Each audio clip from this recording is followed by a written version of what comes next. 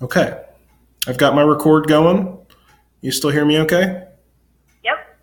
Sweet. At least with small numbers, that seems to work. Then let's get our technology up and see if I can share my screen with you.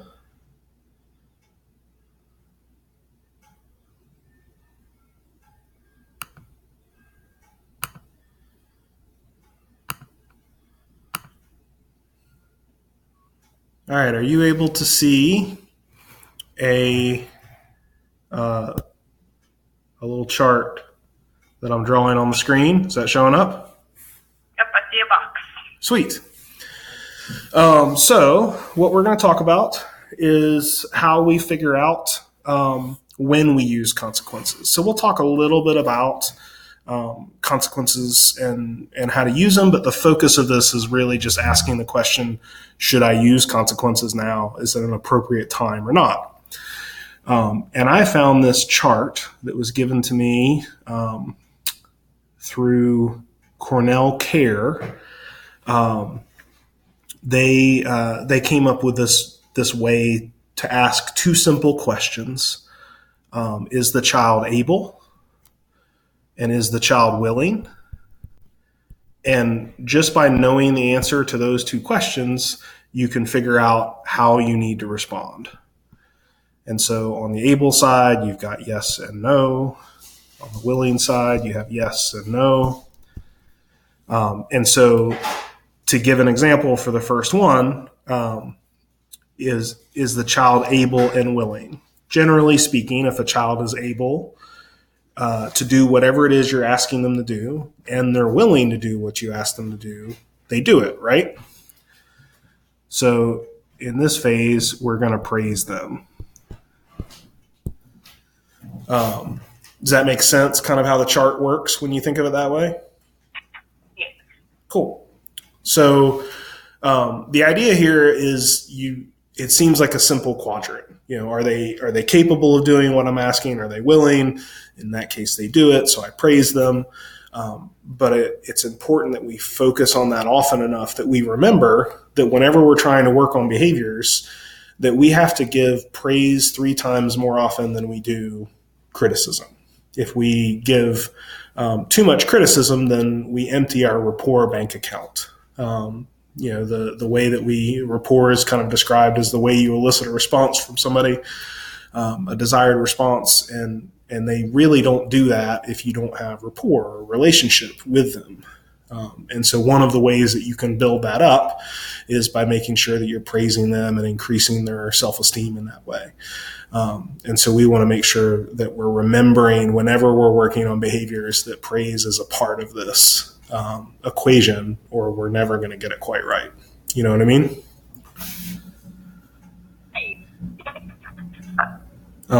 So then if we look at is the child not able? And to talk briefly about this, like, how do you think you would determine whether a child's able to do something or not?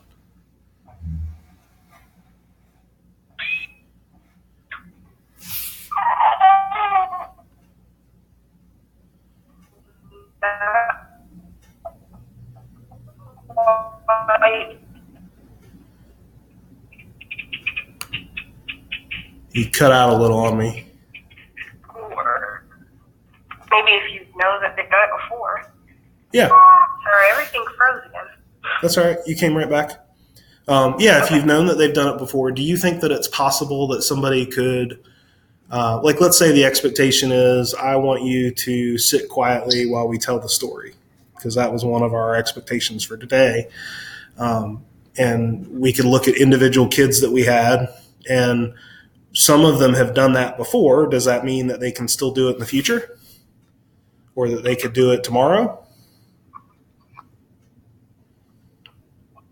Should be. Maybe. What if they had a bad day? What if they found out something happened to important people in their lives, or if they were fed a bunch of sugar? They're their ability to do something can potentially change and shift based on the whatever's going on in their lives. So when we think about able, it's important for us to remember that just because they were able in the past doesn't mean that they're still able today. And then when you think about willing, like how do we determine that they're willing? Willing can be a tough one because, sometimes a kid can be not able to do something, but they act unwilling.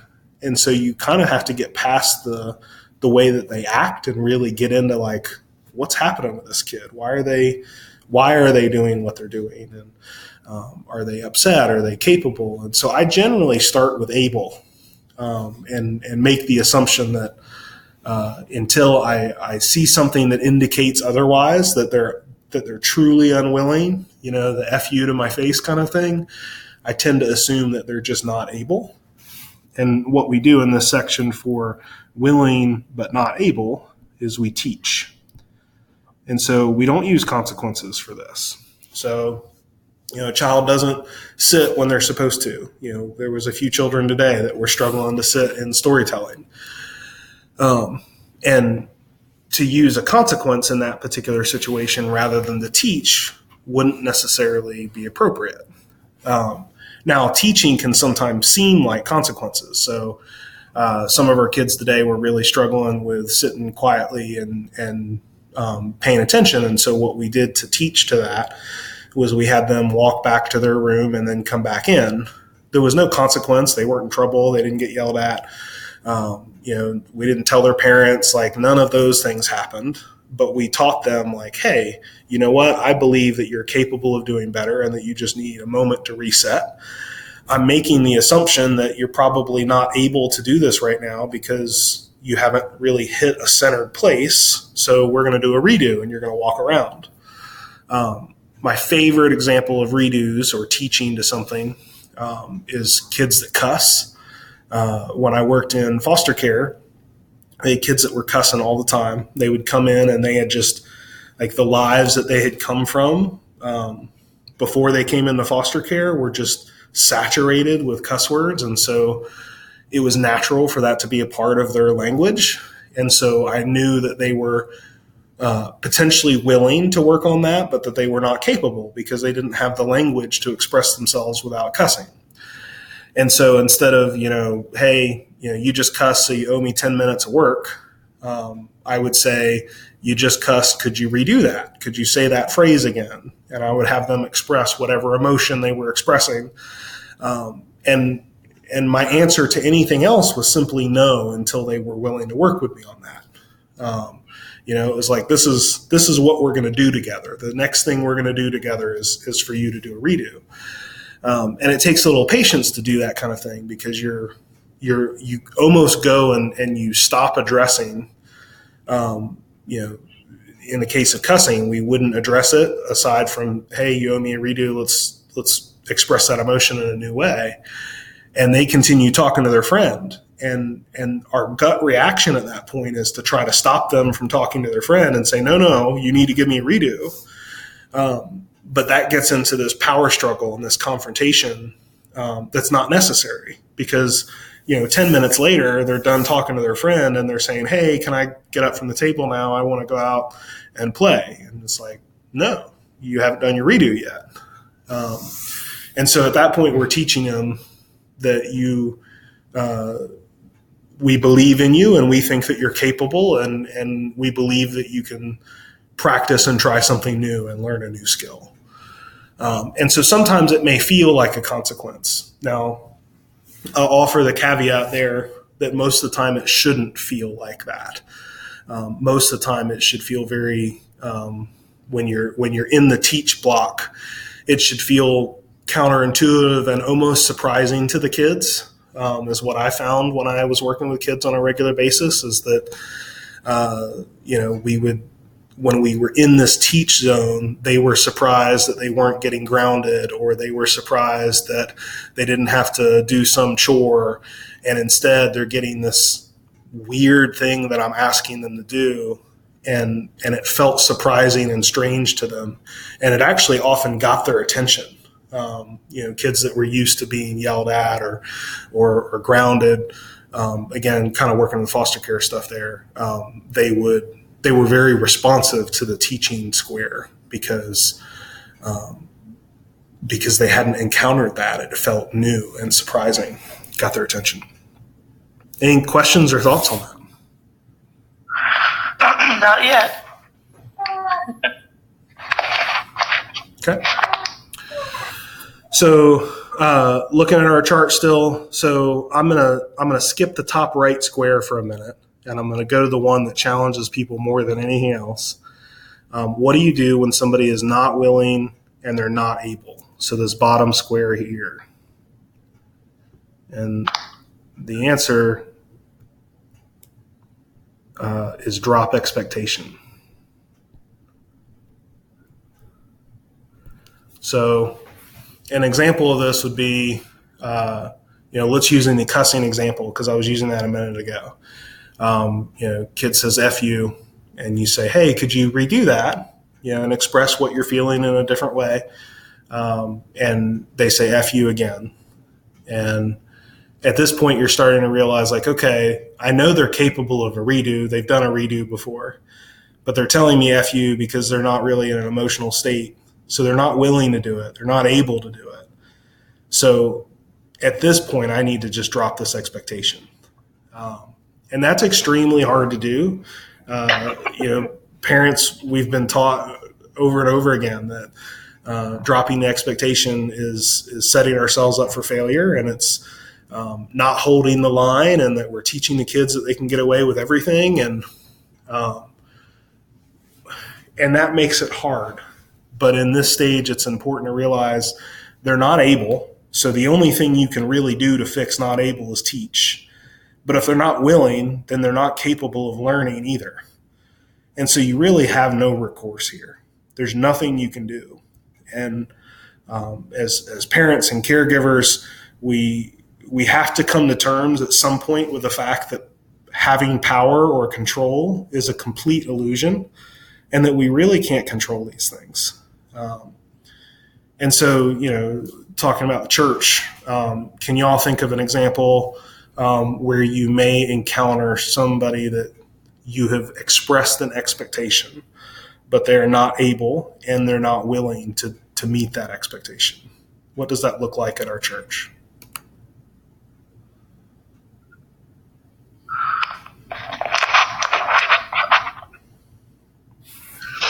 I'm not sure how to describe it.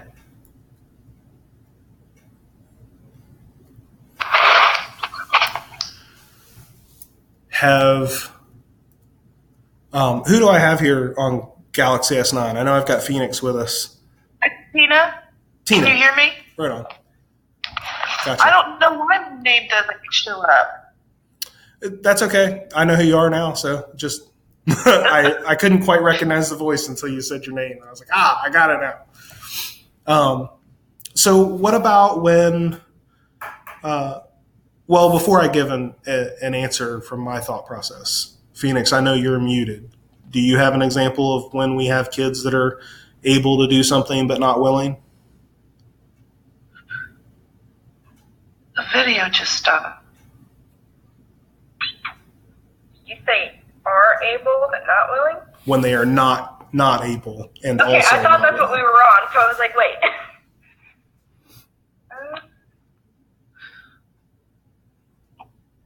Not currently. Sorry, I was muted because Liam was having a fit. That's okay. I appreciate it. So what about, and this is an honest question, I'm not giving this as a firm example. What about when our kids are supposed to get up and dance? And they're definitely not willing. They immediately shake their head. One of our kids today says, shook his head back and forth and was like, I'm not doing it. And I hadn't even asked them to do it yet, but that immediate response. So we know not willing there. Do you think he was also not able? Is it He possible? He wasn't emotionally available. Yeah. Yeah. And that's what I was getting at earlier with this idea that that we have to expand our view of what's of able, whether a child is able to include their emotional state, what they're able to do sometimes they can't always do. And I think you're right. He was in a state where he was emotionally incapable of doing what I asked him to do. And so if I set this expectation, okay, we're all going to stand up and we're all going to dance and we're going to have a fun time and do this worship song. And the kid sits down and says, I'm not doing it, crosses his arms. Well, okay, is that a good time to drop the expectation? I would say so. I agree. And I agree. And I think that's an easy example. They're not always so easy, like what about it's time for you to clean up your mess? We're going to go from this to the next activity, and suddenly you realize that a child's not able and not willing to do that. It gets a little harder to be like, oh, okay, well, the mess still has to be cleaned. So now it's like, to get to this place of I recognize that I need to drop this expectation also means that me as a person has to do extra work. And that makes it harder. And so they're not always as easy as the example that I gave with the kid that didn't want to dance. You know what I mean? Right. Okay. I don't know why the video keeps going in and out. My video? Yeah. It's potential that we've all got bad connections. We were noticing it when Phoenix first logged on, that there was some rough connection there too. So if you miss something, just stop me and I'll repeat whatever I just said. We've got plenty of time since there's just a couple of us. Okay. Okay. So far we've talked about if they're able and willing, then they do it and we praise them. We've talked about how if they're not capable of doing what we're asking them to do, but they are willing, that's the time to teach and work with them. And, often that's a one-on-one time. And we've talked about if they're not able and they're not willing, then it's time to drop the expectation. Any questions, thoughts, or examples on those three? Not right now. Okay. So then we look at this last one. And I apologize for my poor handwriting. So if they're able to do it, but they're not willing, then we should encourage them. That should be our first step. So we might look at the dance thing again and say, okay, we think that these kids, they've danced before, so we're pretty sure that they're capable. But they're not willing to do it. They're shaking their heads and they're saying no. So let me try to encourage them. Hey guys, come on, get up. You can do this. That's very natural. Like we almost instinctively do that as people that work with kids on a regular basis. But also here is where if encouragement doesn't work, consequences are appropriate. It's the only place in this 4-quadrant thing where we can or should use a consequence. Now, we've still got to be careful about how we use a consequence. I'm a firm believer that all consequences should be either logical or natural. A natural consequence is something that happens by default of the action. If I touch a hot stove, I get burnt. That's a natural consequence. If I go outside when it's raining and I refuse to get my raincoat and I get wet, that's a natural consequence. I got wet because I didn't get my raincoat. Now I've got a consequence of being wet. There are all kinds of things that naturally happen. Often they're relational, and you hit Sue, and now Sue is mad at you and won't play with you. That's a natural consequence. That's an emotional, very tangible, realistic, natural consequence that you can process with them. The thing is, we generally should not add logical consequences when natural consequences are already in place.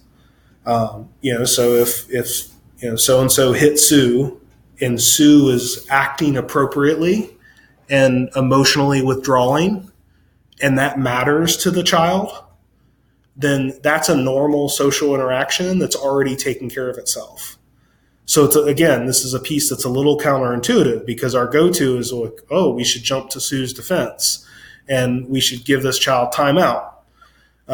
However, in reality, as long as you're processing the logical or the natural consequence so that the child can see what's happened and connect that to their behavior, and it's actually a consequence that has a little bite to it, so like if the kid doesn't care about Sue, well, then that's not a natural consequence because it's not actually affecting them. But as long as they have that relationship where they're like, oh, I really want to play with Sue, and we can process, well, you kind of just hit Sue in the face, so Sue doesn't want to play with you right now. That's okay. We can let that natural consequence play out and not have to add anything additional to it. Now, I'll add the caveat that when it comes to hitting at the church specifically, we have a no tolerance policy there, where we're gonna, if a child is being violent, we're gonna contact the parents immediately. But here we're kind of talking philosophically about these as opposed to church policy. And so hopefully you can see how that might apply in other ways. So that's natural consequences. Logical consequences are things that you implement that are related. So, for instance, if one of my children punches Sue in the face, and I say, okay, that's it, your birthday is canceled, that is not a logical consequence. There's no connection to what they did and what I'm asking them to do. On the other hand, if I said, okay, you just hit Sue, you don't seem to care about the fact that you hit Sue, so there's no natural consequence, so I know that I need to put in a logical consequence. So I may do something like, Sue is going to have a chore in 20 minutes, and I want you to help Sue do that chore because it's going to help you to build a relationship with Sue.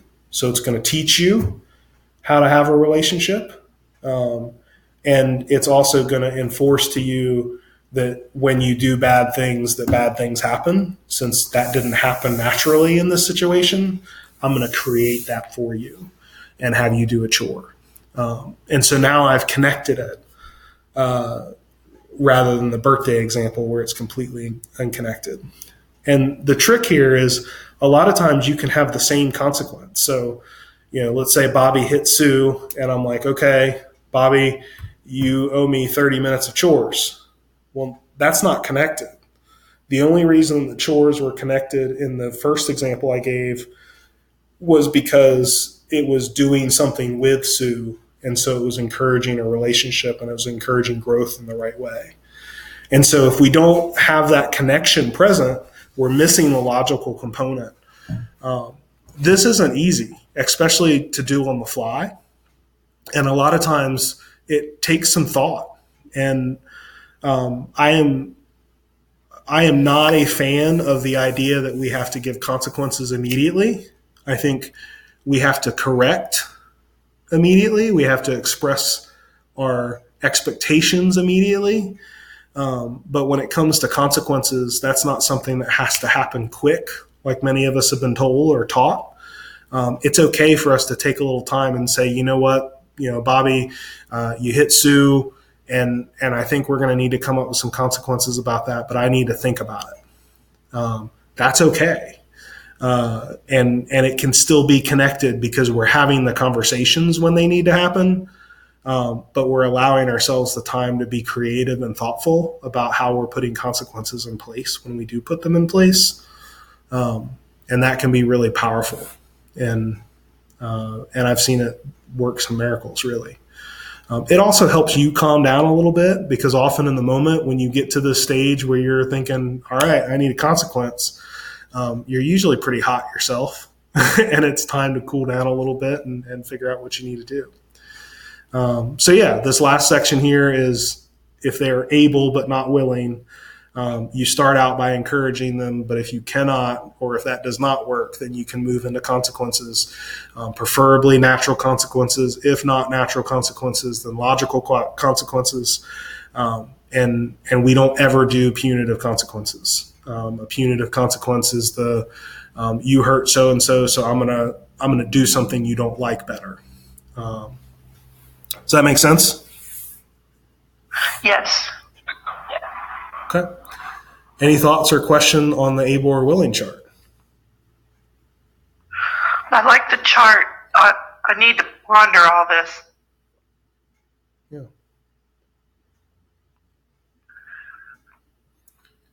What do you think, Phoenix? You're coming from a child development background with some education in that. Do you have anything you'd be able to share with us?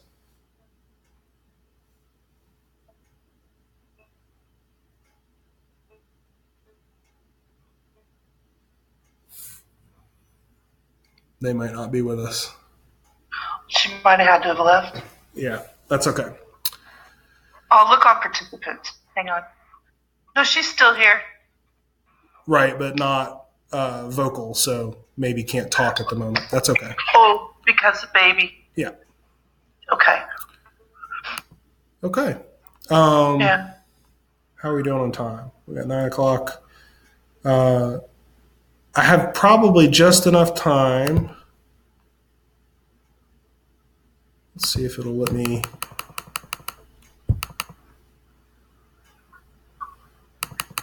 Delete through this.